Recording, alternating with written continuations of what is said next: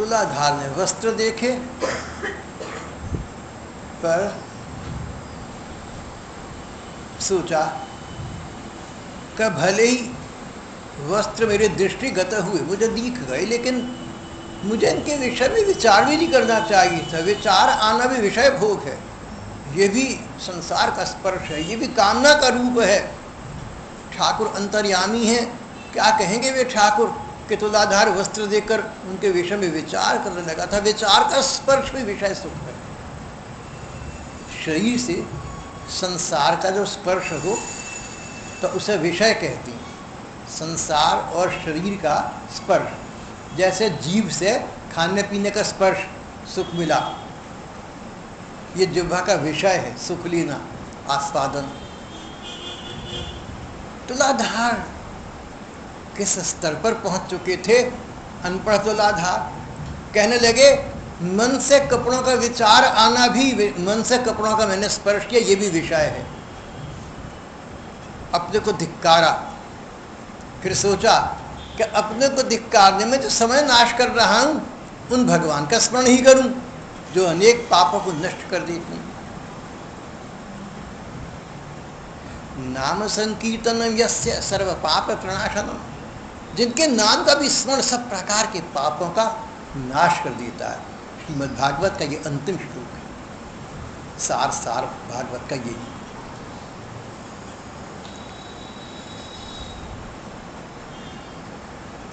वस्त्रों की ओर से अपना मन ही हटा लिया। स्नान करके सहज भाव से नित्य प्रति की भांति लौट गए। एक और दिन तुलाधार ने देखा उसी स्नान के स्थान पर कुछ सोने की डलियां, स्वर्ण मुद्राएं पड़ी हुई हैं। शिलोच्छ वृत्ति थी, जो किसी का न हो, व्यर्थ पड़ा हो, वो मैं स्वीकार कर सकता हूं। इस वृत्ति के न्याय से स्वर्ण लेने का उनका अधिकार बन गया। पर जिसने वस्त्र नहीं स्वीकारे, अब दो बातें हैं, देखिए। एक तो ये वस्त्र भले ही ना स्वीकारे, आज के हिसाब से बात करें तो मान लो 100 रुपया के वस्त्र थे, नहीं स्वीकारे। अरे स्वर्ण मुद्राएं तो लाखों करोड़ों की, उनको न स्वीकारना मूर्खता है। एक ये दृष्टिकोण है। तुलाधार का दृष्टिकोण ये था कि जब मैंने जो वस्त्र जीवन के आवश्यक माने गए हैं वो तक न उठाए तो स्वर्ण तो आवश्यक नहीं है। ये तो सुख भोग प्रदान करता है, मैं भला स्वर्ण क्यों उठाऊंगा। मन एक बार को ठिठका, मुझे विचार करना चाहिए, धन के विषय में मुझे विचार करना चाहिए। धन को लेने से व्यक्ति में अहंकार आ जाता है। निर्धन लोगों को हेय दृष्टि से देखता है। धन से अपने पास बहुत कुछ सामग्री और ऐश्वर्य का सामान एकत्रित हो जाता है, जिनके पास नहीं है उनको हीन दृष्टि से देखता है। धन हमारे में लोभपन पाता है। अगर पैसा पास होगा तो इच्छा होगी कि और अधिक पैसा हो। अगर 1000 रुपया जमा कर लो तो भैया 200 और जमा करने में 1200 हो जाएगा। लाख हो तो चलो 1.25 लाख ज़्यादा अच्छा रहेगा, काम आए न आए। लेकिन धन के संग्रह में लोभ की वृत्ति है, और लोभी व्यक्ति आत्मकेंद्रित हो जाता है। लोभी व्यक्ति स्वार्थपरायण हो जाता है। धन और लोभ से ग्रस्त व्यक्ति कितना ही पैसा पास क्यों न हो, दूसरों को नहीं देना चाहता। आज भी देखिए ना हमारे देश की स्थिति। यहाँ हमारे देश में आज भी ऐसे ऐसे अरबपति लोग, करोड़पति लोग, खरबपति हैं, लेकिन ऐसा तो नहीं है कोई पैसा वो सब दुनिया देश को देते चले जा रहे हैं। अगर एक खरब रुपए वाला आदमी 1 लाख रुपया बच्चों को दान दे तो बड़ा समझता है कि मैंने बहुत कुछ किया। धन की सहज वृत्ति है। तुलाधार ने कहा कि धन होना पाप को आकर्षित करना है, मुझे इसका भी विचार नहीं आना चाहिए। स्वर्ण मुद्राओं को वहीं छोड़कर उनसे भी निर्विकार होकर तुलाधार नित्य प्रति के भांति स्नान करके अपने घर वापस चली गई।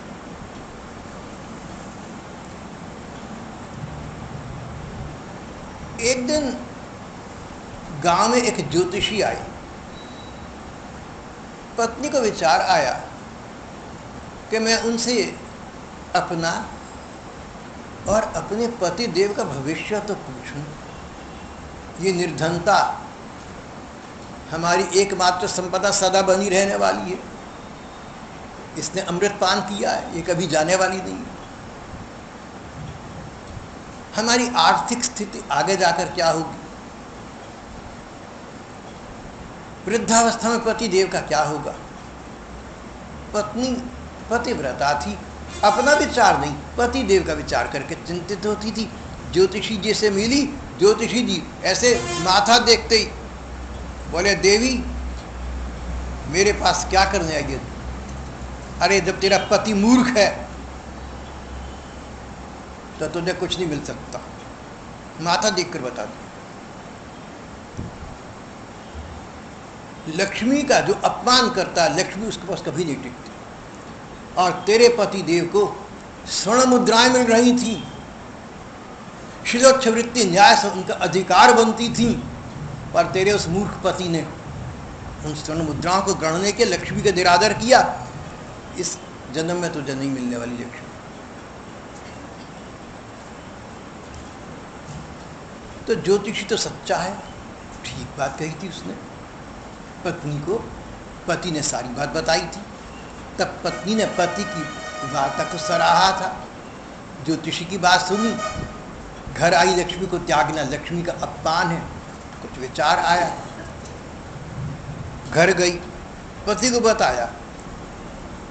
बोली वो ज्योतिषी जी हैं बहुत सच्चे, मेरा माथा देखकर उन्होंने इतनी बात कह दी।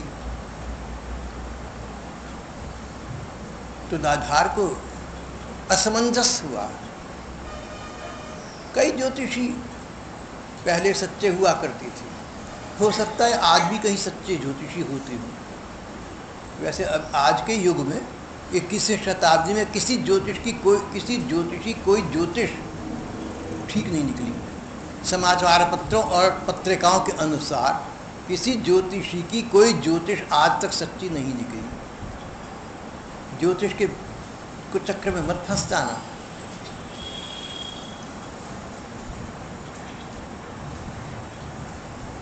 अगर कुछ चाहिए ना, कुछ निर्भरता, अगर अवलंबन कहीं करना है तो अपने ठाकुर पर। ज्योतिषियों के ऊपर भी तो ठाकुर है, भगवान है। ज्योतिषी अगर कुछ दे सकते हैं अगर, तो भगवान तो दे ही सकते। भगवान से मांगना बेहतर है, बहुत अच्छा है। तुलाधार ज्योतिषी जी के दर्शन करने पत्नी के साथ उनके पास पहुंचा। ज्योतिषी ने कहा, मूर्ख आ गया, मेरे पास आने के स्थान पर तुझे। भैया तू मेरे पास क्या करने आया? मैं तो इतना कह सकता हूं कि वो स्वर्ण मुद्राएं मैं देख रहा हूं वहीं पड़ी हैं जहां थी। भागा चला जा, एकदम हथियाली, इससे पहले किसकी निगाह पड़े। अरे अपनानी पत्नी का ध्यान कर, पड़ी रहेंगी वहां, क्या करेंगी? अरे बेअकल भाग, जा उठा के लिया। तुलाधार ने ज्योतिषी जी के प्रति दूर ही से प्रणिपात किया, प्रणाम किया। तुलाधार भक्त थी, सबका सम्मान करना जानती थी।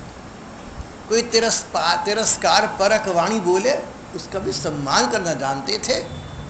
गांधी जी की भांति तुलाधार ने कहा कि जो ये करने के लिए कह रही हैं मैं नहीं कर पाऊंगा, मेरी वृत्ति नहीं है, पर ये मेरा भला तो चाहते नहीं, ये चाहते हैं कि मैं और मेरी सहधर्मिणी धन का लाभ उठाकर सुखपूर्वक रहें। इनकी भावना मेरे प्रति निर्मल है, मेरे हितैषिता की है। प्रणाम किया और तुलाधार ने कहा, भगवान मुझे तो यही समझ आया है कि धन मिलने से बड़े कष्ट, बड़ी कठिनाइयाँ आ जाती हैं। धन से शरीर को सुख भले ही प्राप्त हो जाए, पर धन से मन को तो अशांति ही हाथ लगती है। धन होगा तो चोर से डर, राजा से डर, पंडित जी अपने घर परिवार तक वालों से डर लगने लगता है। रिश्तेदार पैसे मांग बैठे तो देने के लिए हाँ करना बड़ा कठिन हो जाएगा, फिर कुछ बहाना बनाना पड़ेगा। आज के बड़े टाइट चल रहे हैं, क्या करें। ये मैंने फिक्रें बहुत सुनी हुई। ये न समझता कि कहीं मांगने गया हूँगा, किसने टाला मुझे। मांगने की मेरी नौबत लगभग नहीं आई, लगभग नहीं आई, तो मुझे कोई क्या कहता। ऐसा समय तो था जब 15 पैसे का पोस्ट कार्ड था, मैं खरीद नहीं सकता था। लेकिन मांगने वाली बात कभी नहीं हुई। तो अब तो खैर आप लोग आसपास हैं, तो आपके बहाने से बहुत मौज मस्ती चल रही है।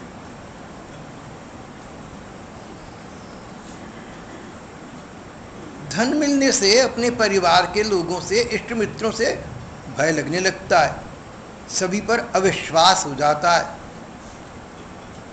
मुझे धन नहीं चाहिए। ज्योतिषी ने कहा कि तुलाधार, जीवन में किसी भी विचार के, किसी भी प्रस्ताव के दोनों पक्ष होते हैं।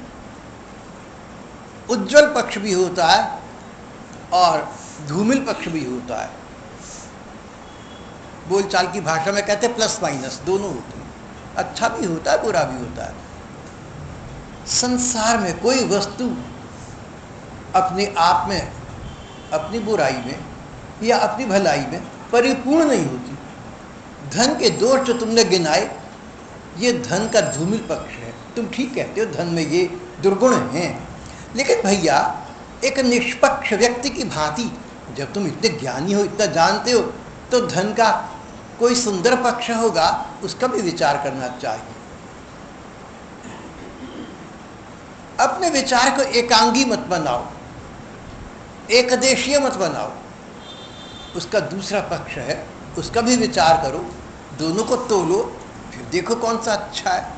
भाई देखो, मैं तो ये समझता हूं कि धन के अनेक लाभ भी हैं।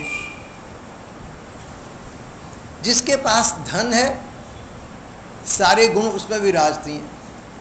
सर्वे गुणः कांचनम आश्रयन्ति। जिसके पास पैसा है, सभा सोसाइटी में जाकर देखो, उनके गुणों की सूची मंच पर से कही जाती है।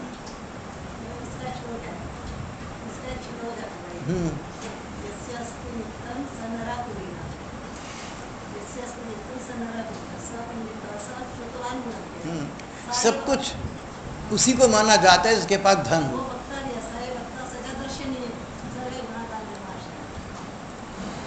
कि लोग कहते हैं कि भाई इनके पास गुण हैं, इनके पास विद्वत्ता है, बड़े ज्ञानी हैं, बड़े दानी हैं, बड़े ध्यानी हैं, बड़े लोकोपकारी हैं, इसलिए कि पैसा पास है। पैसा पास ना हो तो कोई ये बातें कुछ भी नहीं कहेंगे। और जिसके पास पैसा है, उसके पास ये गुण न हो तो भी गुणों का उस पर आरोप करा जाता है। तो ज्योतिष जी ने कहा, समाज में और संसार में सम्मान पूर्वक जीवन ही जीवन है, अपमानित जीवन जीवन नहीं। धन से मनुष्य को सम्मान मिलता है। निर्धन को कोई नहीं पूछता, निर्धन को तो घर वाले भी नहीं पूछते। निर्धन व्यक्ति को तो अपने बच्चे भी पूछना बंद कर देते हैं। जिसके पास धन नहीं है, उसके पास कोई धर्म भी नहीं हो सकता।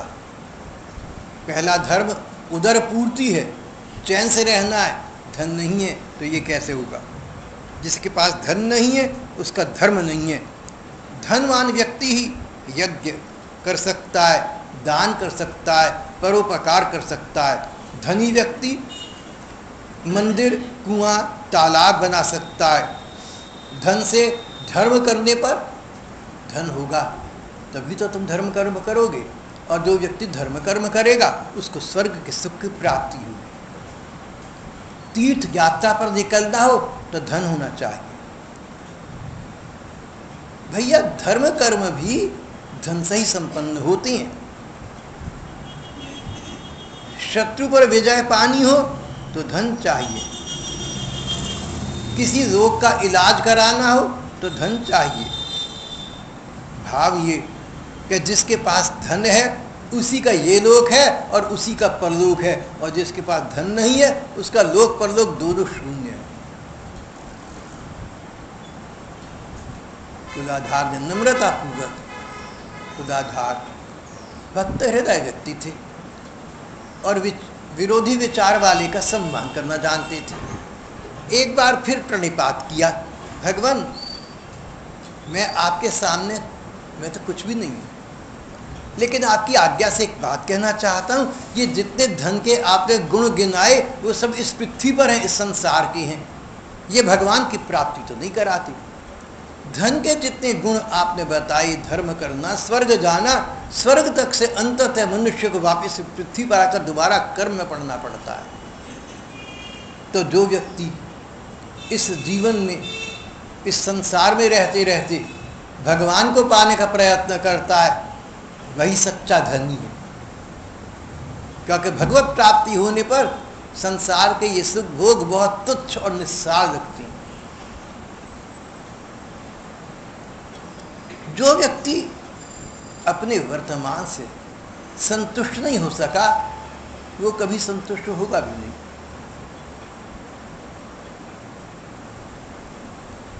संसार के सुख हों या स्वर्ग के सुख हों, दोनों थोड़ी समय के हैं। नित्य वस्तु तो भगवान के प्रेम का सुख है। ज्योतिषी जी मैं धन नहीं लूंगा, पहले धन लेकर धन से धर्म करूं, स्वर्ग प्राप्त करूं, फिर वापस आऊं, तो ये तो कीचड़ को हाथों में लगाकर उसे धोने की अपेक्षा उससे दूर रहना अच्छा है। पंडित जी मैं वो धन चाहता हूं जो मुझे लोक पर लोक दोनों को सुख से परे भगवत प्रेम के सुख की प्राप्ति करा दे।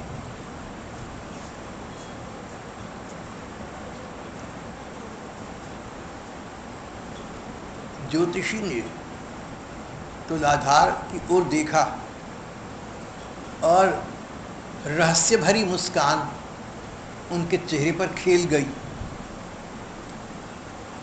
तुलाधार को लगा कि ज्योतिषी के रूप में कहीं मेरे प्रतीक्षित, मेरे प्राणों के प्राण, मेरे हृदय सम्राट, मेरे प्रियतम प्रभु तो नहीं आ गए कि तुम राम दीन अनुरागी, आयहु मोहि करन बड़ भागी। जब ज्योतिषी ने तुलाधार के मन की बात जान ली और दोबारा मुस्कुराए, तुलाधार के नयन में नयन डालकर, तुलाधार ने उनका सच्चा रूप पहचान लिया। दोनों चरण पकड़ लिए। आज तक तुलाधार ने किसी संत, किसी ब्राह्मण, किसी अतिथि, किसी के चरण स्पर्श नहीं किए थे। अहंकार के कारण से नहीं, विनम्रता, दैन्य, मैं शूद्र हूं, मैं गया बीता हूं, मेरा अधिकार ही नहीं है ब्राह्मणों के चरण स्पर्श करने का। ज्योतिषी जी के भी आते समय चरण स्पर्श नहीं किए थे, लेकिन जब देखा कि इस रूप में मेरे ठाकुर लीलायमान हैं तो उनके पांव पकड़ लिए। जैसे माँ पर बच्चे का पूर्णाधिकार होता है। गंदा मंदा बच्चा माँ की गोद में जाकर बैठ जाएगा, माँ रोकती रही तो भी बैठेगा।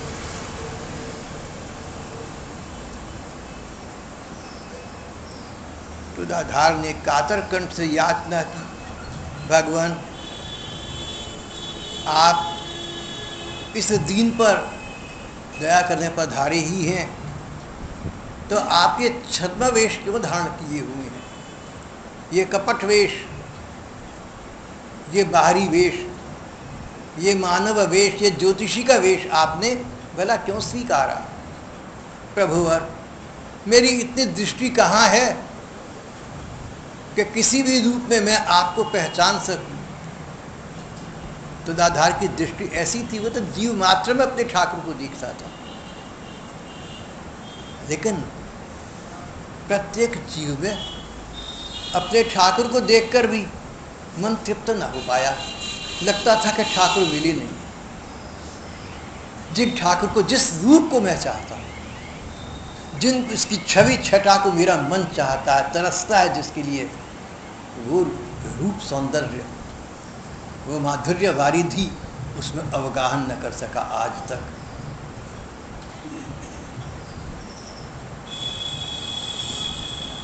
भगवान, आपने इस दीन पर इतनी दया की तो भला छद्मवेश क्यों धारण किया मेरे ठाकुर? इतने लीला दृश्य क्यों रचाए? इतने नाटक क्यों किए? अपने को नाहक ही आपने कष्ट में क्यों डाला? मैं तो दीनहीन आपका चरण सेवक हूँ, सो भी नहीं कह सकता। मैं तो आपके सेवकों के सेवकों के सेवकों का सेवक होने का भी अधिकारी नहीं।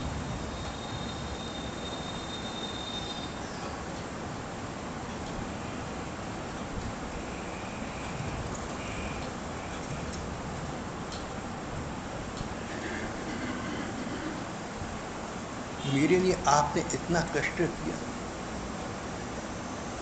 जब आप मेरे प्रति इस प्रकार का